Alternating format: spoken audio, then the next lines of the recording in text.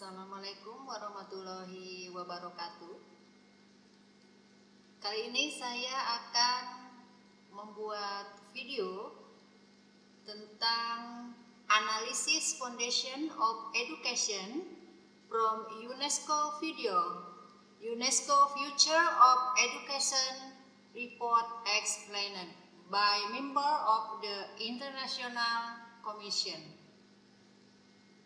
Analisis video ini dibuat guna memenuhi tugas mata kuliah Landasan Pendidikan Foundation of Education yang diampu oleh Bapak dosen pengampu Dr. Agus Dian Alirahman, MPDI. Analysis Foundation of Education from UNESCO Video, UNESCO Future of Education Report, explained by member of the International Commission, disusun oleh Cici Sarinengsi, PAIB, semester 2. Berdasarkan lampiran pada menu video, kami mengajak seluruh siswa untuk menganalisis hubungan landasan pendidikan dengan solusi permasalahan yang dihadapi. Bagaimana seharusnya kita belajar? Kapan? Di mana? Dengan siapa? Mari kita bertanya, mengapa kita belajar? Untuk menjawabnya, kita harus memulai dengan bertanya, dunia apa yang kita inginkan? Apa yang bisa kita lakukan hari ini untuk menjadikan dunia lebih baik, generasi sekarang dan masa depan? UNESCO memahami pentingnya memiliki visi, terlibat dalam dialog, dan mengambil tindakan agar pendidikan dapat membantu kita memperbaiki planet yang rusak, hidup dengan tenang, dan memanfaatkan pencapaian teknologi kami sebaik-baiknya. UNESCO menunjuk suatu komisi internasional dan memanfaatkan masukan dari lebih dari 1 juta orang untuk membayangkan kembali bagaimana pengetahuan dan pembelajaran dapat terbentuk masa depan umat manusia di planet ini. Video UNESCO Analysis Foundation of Education Future of Education yang telah diterjemahkan. Ada beberapa cara yang dapat kita lakukan untuk memulai belajar, khususnya kita sebagai umat Islam, yang mana belajar adalah suatu kewajiban bagi kita, dari mulai buayan ibu sampai ke liang lahat. Tentunya diawali dengan niat karena Allah. Supaya lebih efektif, ada baiknya kita memulai menyusun agenda. Seperti 1. Membuat jadwal kapan, di mana, dan dengan siapa, dan bagaimana kita harus belajar. Membuat jadwal kapan, di mana, dan dengan siapa, dan bagaimana kita harus belajar. Kita juga sebaiknya menentukan waktu dan durasi belajar yang konsisten sehingga dapat membantu membangun kebiasaan belajar yang baik dimanapun dan kapanpun, harus selalu siap dan semangat. 2. Menggunakan cara dan teknik belajar yang berbeda untuk menghilangkan kejenuhan. Menggunakan teknik belajar yang berbeda akan menambah semangat baru seperti membaca, menulis, atau mengulang kembali materi yang telah dipelajari. 3. Atau menggunakan sumber belajar yang berbeda. Sumber tersebut seperti buku, video, atau podcast untuk memperkaya pemahaman kita terhadap materi yang dipelajari. 4. Berlatih secara teratur. Berlatih secara teratur dapat membantu kita mempertajam keterampilan yang telah dipelajari. 5. Mengajak teman-teman untuk belajar bersama, untuk berdiskusi bersama. Belajar kelompok bersama teman akan membantu memperdalam pemahaman kita terhadap materi yang dipelajari dan memotivasi kita untuk terus belajar.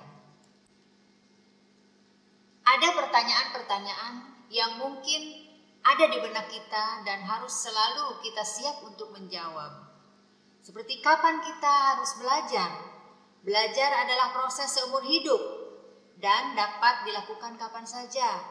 Namun, dalam konteks pendidikan formal, waktu belajar biasanya diatur oleh lembaga pendidikan yang bersangkutan. Misalnya, siswa sekolah dasar biasanya belajar selama 6 jam sehari, Senin hingga Jumat. Sedangkan mahasiswa biasanya memiliki jadwal kuliah yang berbeda-beda, tergantung pada program studi dan universitas yang dipilih. Di manakah kita harus belajar? Jawabannya, belajar dapat dilakukan di mana saja, baik di rumah, di sekolah, di perpustakaan, atau di tempat lain yang nyaman bagi kita. Saat ini, dengan adanya teknologi, belajar juga dapat dilakukan secara daring atau online. Dengan siapa kita harus belajar? Jawabannya, belajar dapat dilakukan sendiri atau bersama dengan orang lain. Belajar bersama dengan orang lain dapat membantu meningkatkan pemahaman dan memperluas wawasan. Mengapa kita harus belajar? Jawabannya, belajar sangat penting karena untuk membantu meningkatkan pengetahuan, keterampilan, dan kemampuan seseorang. Dengan belajar, seseorang dapat memperoleh pekerjaan yang lebih baik, meningkatkan kualitas hidup, dan mencapai tujuan hidupnya. Inti dari analisis tentang fondasi pendidikan atau Foundation of Education adalah konsep dasar yang melandasi pengembangan dan penyelenggaraan pendidikan. Anggota komisi dan ketuanya menjelaskan dengan Indonesian language. 1. Yang Mulia Sehel Wok Jaudi, Presiden Ethiopia, Ketua Komisi Internasional tentang Masa Depan Pendidikan. Beliau berpendapat, planet ini tetapi kita semua ada tidak membagi sumber daya bumi dengan baik atau menggunakannya secara berkelanjutan. Kita juga tidak hidup baik satu sama lain. Kesenjangan yang tidak dapat diterima terjadi di berbagai wilayah dunia. Kita masih jauh dari pencapaian kesetaraan gender bagi semua anak perempuan. Namun, pendidikan adalah salah satu alat penting yang ampuh yang kita miliki. Tanpa meninggalkan semua yang kita tahu bahwa kita perlu mentransformasikan pendidikan. Ruang kelas dan sekolah penting, namun keduanya perlu dibangun dan dinikmati secara berbeda di masa depan. Pekerjaan berubah dengan cepat dan pendidikan yang baik untuk membangun keterampilan dibutuhkan di tempat kerja abad ke-21. Saat ini, terlalu banyak kesenjangan digital yang terjadi khususnya di Afrika. Jadi, kita harus memanfaatkan potensi besar revolusi digital. Selama 2 tahun terakhir, merupakan kehormatan bagi beliau untuk memimpin Komisi Internasional UNESCO tentang Masa Depan Pendidikan. Dengan melakukan masukan dari lebih dari 1 juta orang yang berbagi harapan, ketakutan, dan ide mereka, kami sangat senang dapat menyajikan laporan ini. Sisa masa depan kita bersama, kontrak sosial yang baru. Kontribusi laporan ini mencakup para pemimpin terpelajar dari seluruh penjuru dunia. Dengan masukan dari lebih dari 1 juta orang yang berbagi harapan, ketakutan, dan ide mereka, sisa masa depan kita bersama. Kontrak sosial yang baru, kontribusi laporan ini mencakup para pemimpin terpelajar di seluruh dunia. 2. Pendapat dari Antonio Novoa, Duta Besar Portugal untuk UNESCO. Prinsip ini mempunyai 2 prinsip panduan. Yang pertama, menyangkut hak asasi manusia dan khususnya hak asasi atas pendidikan, yang dipahami dalam arti luas yang mencakup seluruh keberagaman yang ada di konsekuensinya terkait sedikit pun dengan gagasan pendidikan seumur hidup. Prinsip inti kedua adalah gagasan bertindak bersama, gagasan saling ketergantungan di tingkat global, dan berdasarkan hal ini kami menyuruhkan agar pendidikan dipahami sebagai upaya publik dan kebaikan bersama global. Itulah sebabnya gagasan partisipasi sangat penting dalam laporan ini. Yang ketiga, pendapat dari Fernand M. Ramirez, Profesor Harvard School of Education, Amerika Serikat. Laporan ini membayangkan masa depan kita bersama, sebuah kontrak sosial baru untuk pendidikan yang sebenarnya merupakan sebuah undangan ke luar negeri.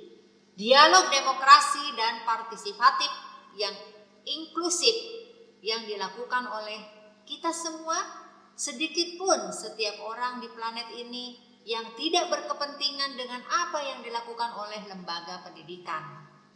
Dialog yang dirancang untuk mengajukan pertanyaan bagaimana kita menjadi efektif dalam mempersiapkan masyarakat agar mereka berpartisipasi penuh dan masyarakat secara sipil dan ekonomi serta berkontribusi untuk membangun dunia yang lebih inklusif dan berkelanjutan. 4. Pendapat dari Christopher Barco, Profesor Emeritus Universitas Brazil.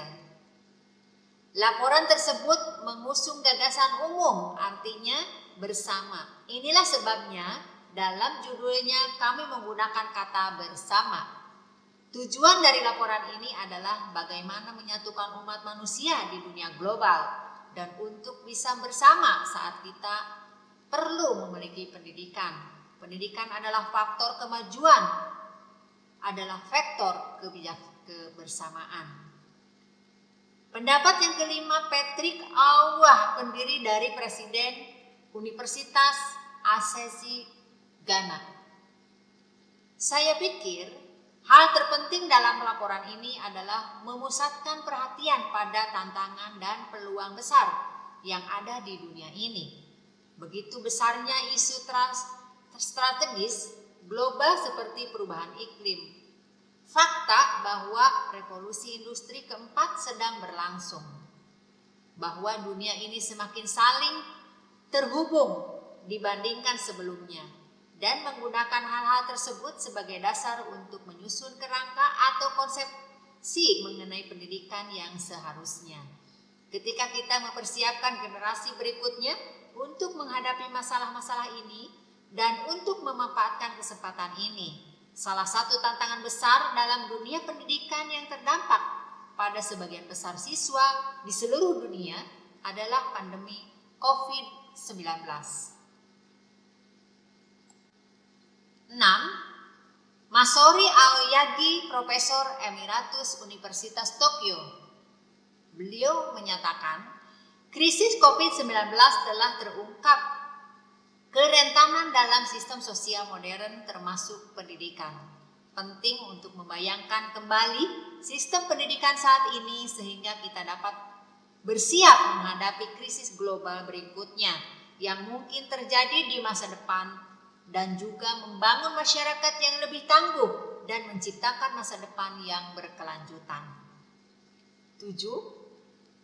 Mahayahya, Direktur Carnegie Pusat Timur Tengah Beirut.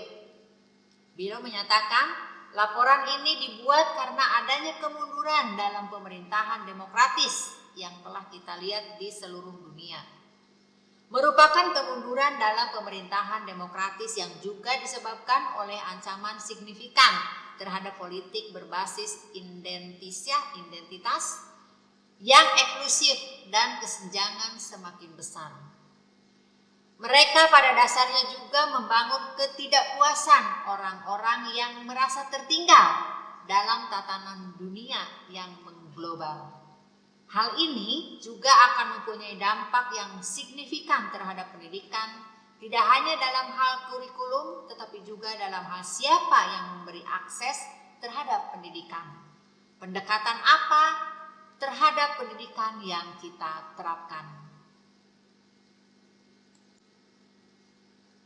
8. Vaira Freiberger, Presiden Aliansi Kepemimpinan Dunia, Klub de Madrid, Presiden resmi Latvia. Beliau menyampaikan laporan tersebut mencoba menampilkan hal ini sebagai konsep pendidikan yang terpadu dalam pengertian yang lebih luas, di mana orang-orang tidak hanya akan memperoleh keterampilan kognitif dan mendapatkan bimbingan dalam perkembangan intelektual mereka, tetapi juga memiliki kemampuan untuk berempati secara emosional, bersimpati terhadap penderitaan orang lain, dan peduli terhadap masalah sosial. Keadilan dan hak asasi manusia ada yang sangat penting, serta kesadaran akan planet. Keadilan dan hak asasi manusia dan yang sangat penting serta kesadaran akan planet tempat kita hidup dan spesies lain yang menghuninya, dan bahwa semua itu perlu mendapat perhatian khusus dalam pendidikan masa depan. 9. Alice Guerra, Collegio Valle, Philadelphia. Beliau menyatakan anak-anak ini seperti perabot, diproduksi massal sesuai standar, dan guru bukanlah pekerja pabrik. Kita juga bukan pahlawan super, dan kita tidak akan mampu membangun masa depan pendidikan yang kita impikan jika kita tetap terisolasi. Kita perlu melihat mengejar sebagai profesi yang kreatif dan kolaboratif, dan kita perlu mendukung guru, kebebasan, dan hak pilihan.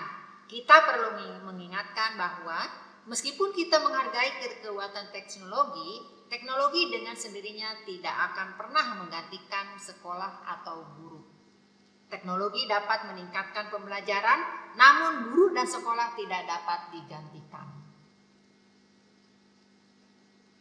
10. Do Hyun Kim, Presiden Universitas Sains dan Teknologi Pohang, mantan Menteri Pendidikan Republik Korea.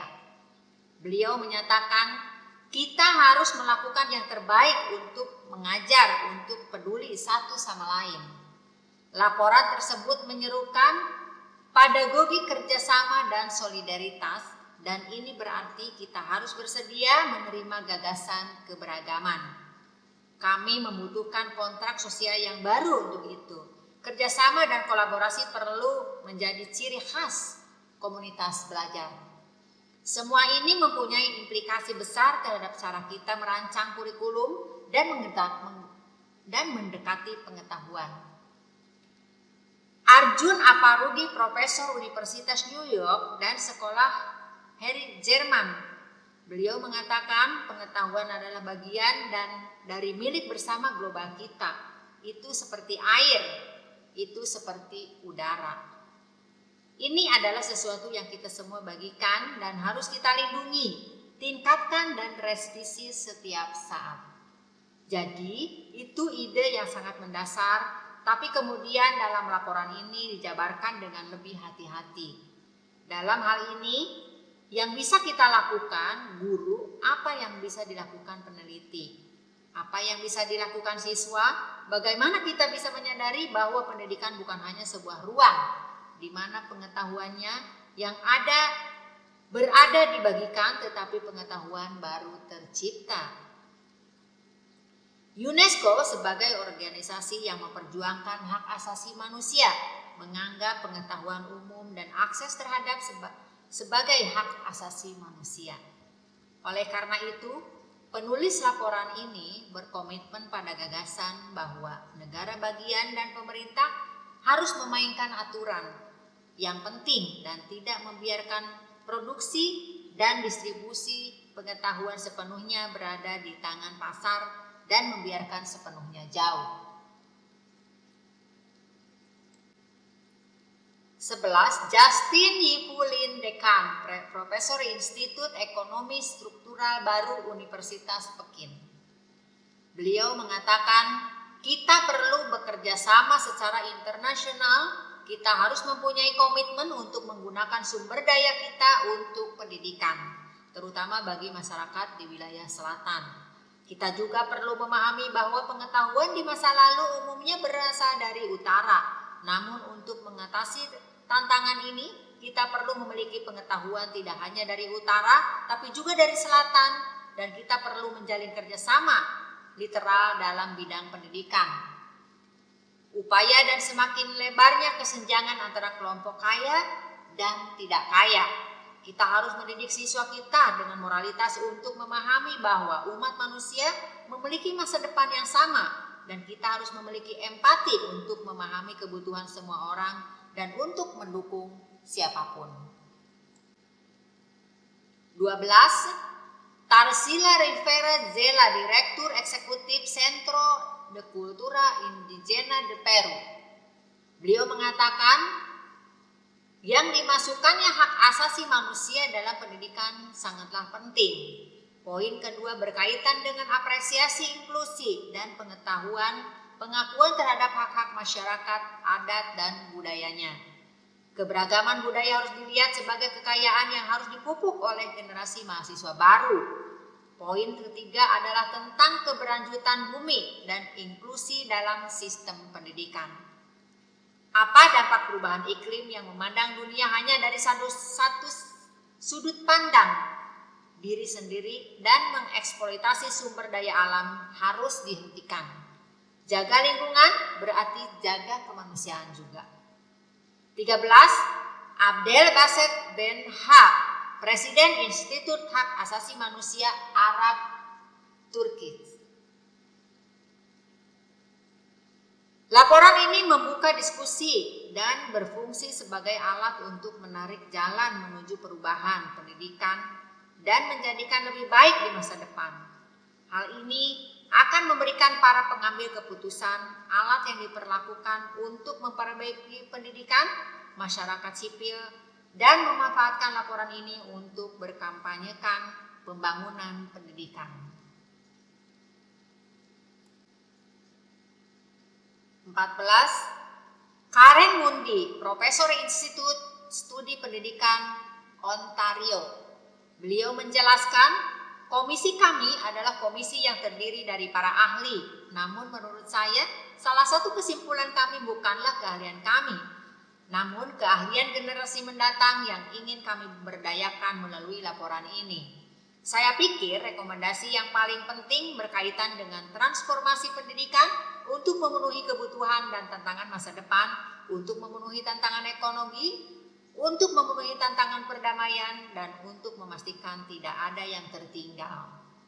15. Badr Jafar, CEO Crescent Enterprise Uni Emirat Arab. Dialog global tidak akan bisa maju tanpa adanya strategi lokal yang inklusif dan kolaboratif.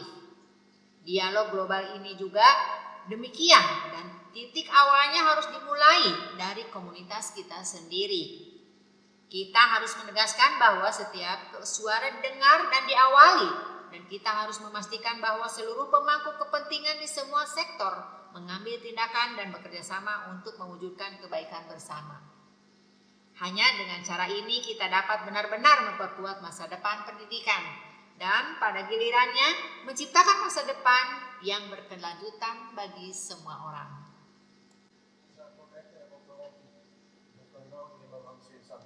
Yang Mulia Sahle-Work Zewde, Presiden Ethiopia, Ketua Komisi Internasional untuk UNESCO. Beliau menyimpulkan, saat kami menyiapkan laporan ini, pandemi kesehatan global COVID-19 mengganggu pendidikan anak-anak remaja dan pelajar di segala usia. Terlepas dari tantangan yang ada, kami telah melihat upaya luar biasa dari para guru, keluarga, dan siswa untuk terus belajar dan berkembang selama masa sulit ini. Kami mendedikasikan laporan ini kepada para guru dan siswa yang hidupnya terganggu oleh COVID. Dan kami berharap usulan yang diajukan serta seruan dialog dan tindakan akan membantu mereka saat kita bekerja sama untuk membentuk masa depan umat manusia yang ada di planet ini dengan damai, adil, dan berkelanjutan. Demikianlah analisis untuk mata kuliah landasan pendidikan dengan analisis video UNESCO yang dapat disimpulkan bahwa pendidikan adalah sangat penting untuk kehidupan kita sekarang dan di masa depan. Pendidikan adalah suatu alat sebagai perubahan untuk mencapai masa depan kita menjadi lebih baik, untuk mencapai harapan-harapan kita, dan untuk meningkatkan derajat kehidupan kita. Maka dari itu, marilah semuanya, rekan-rekan semua, kita fokus untuk belajar, dan belajar. Mohon maaf apabila dalam pembuatan video ini ada kesalahan pengucapan ataupun jauh dari kesempurnaan. Kepada Bapak pengampu, dosen pengampu mata kuliah landasan pendidikan, terima kasih untuk ilmunya yang telah Bapak berikan kepada kami. Salam hormat untuk Bapak Dr. Agus Dian Alirahman MPDI. Terima kasih. Akhirul kalam. Assalamualaikum warahmatullahi wabarakatuh.